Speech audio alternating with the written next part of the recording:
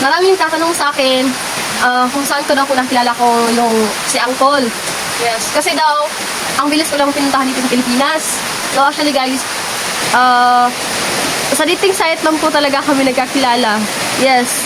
Right after kasi na broken yung so like somewhat like nag-break kami ng jowa ko, so na-boring ako noon. Like gusto kong i-enjoy yung sarili ko kasi hindi na nga ako nag-aaral eh.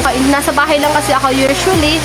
So nabuboard ako. So marami kasi akong nakikita sa videos na maraming may afam, mga ganon, nagsusunod sa airport. So try ko kayang mag-download ng dating apps. So ayun, nag-download po ako ng dating apps at ang pangalan po ng dating app guys is International Cupid.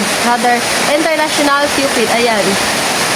And so far, sa ganyang apps guys, marirecommend ko talaga na legit yun.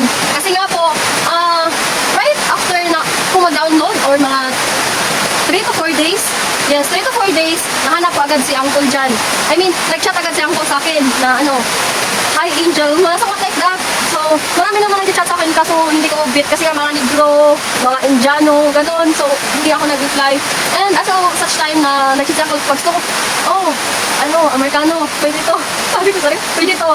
So, ayun, habang hindi pa masyadong mataas yung combo namin, so sinasabi ko agad sa kanya na meron ka bang Facebook?